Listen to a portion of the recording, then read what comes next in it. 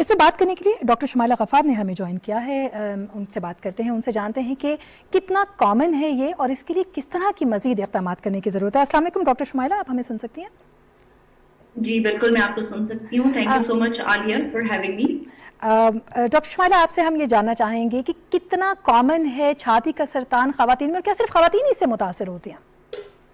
جی پہلی بات تو یہ ہے کہ یہ بہت کامنلی پایا جانے والا کینسر ہے عموماً خواتین میں، جیسے کہ آپ نے کہا. لیکن یہ صرف خواتین میں نہیں ہوتا ہے، مردوں میں بھی پایا جا سکتا ہے. لیکن چونکہ اس کی شرح جو ہے وہ خواتین میں زیادہ ہے، اس لیے ہم خواتین کو بہت زیادہ ضروری ہے کہ ہم اس سے اویئر ہوں اور اپنے ٹیسٹ وغیرہ کرواتے رہیں. اور جہاں تک آپ نے کہا کہ اسٹیٹس کے متعلق آپ نے مجھ سے پوچھا، تو یہ کینسر جو ہے اس کی شرح میں بہت زیادہ اضافہ دیکھا جا رہا ہے.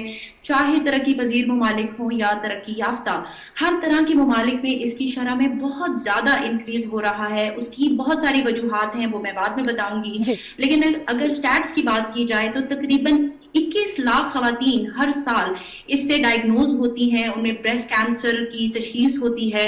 اور مختلف اعداد و شمار کے مطابق پاکستان میں ہر 9 میں سے 1 عورت کو بریسٹ کینسر لاحق ہونے کا خطرہ ہے، which is very alarming. اور یہی وجہ ہے کہ ہماری حکومت بہت زیادہ زور دے رہی ہے اویئرنیس کریٹ کرنے پہ.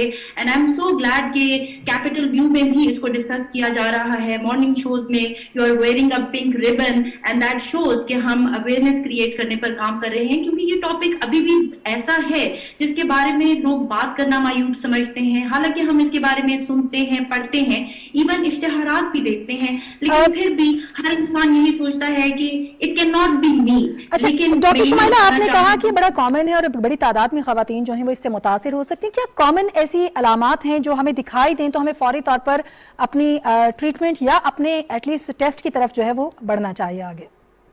جی پہلے تو میں یہ کہنا چاہوں گی کہ ڈیفینیٹلی اس کی علامات ہوتی ہیں. اس کے لیے ہر خاتون کو چاہیے کہ وہ اپنے چھاتی کا ایگزامینیشن خود کرے اور ہر ماہ کرے. یہ بہت زیادہ امپورٹنٹ ہے. اور اس کا جو بیسٹ ٹائم ہے ٹو ایگزامن یور سیلف وہ آپ کے ماہواری کے فوراً بعد ہے، کیونکہ ماہواری کے دوران بریسٹ میں بہت زیادہ چینجز آتی ہیں، تو اس وقت یہ نہیں کرنا چاہیے. لیکن اس کے فوراً بعد you have to examine yourself. اور اس کا طریقہ بہت ہی آسان ہے.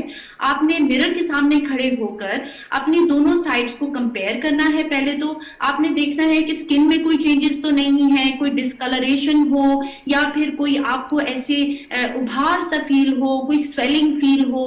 اور ساتھ ساتھ آپ نے دونوں سائڈز کو کمپیئر کرتے جانا ہے. اس کے ساتھ ساتھ اگر کوئی مواد خارج ہو رہا ہے تو that can be an alarming sign too, اس پر بھی نظر رکھیں. آپ نے جب اس کو انسپیکٹ کر لیا اس کے بعد آپ نے اس کو پیلپیٹ کرنا ہے. پیلپیٹ کرنے کا مطلب یہ ہے کہ آپ نے اس کو ہاتھ سے فیل کرنا ہے.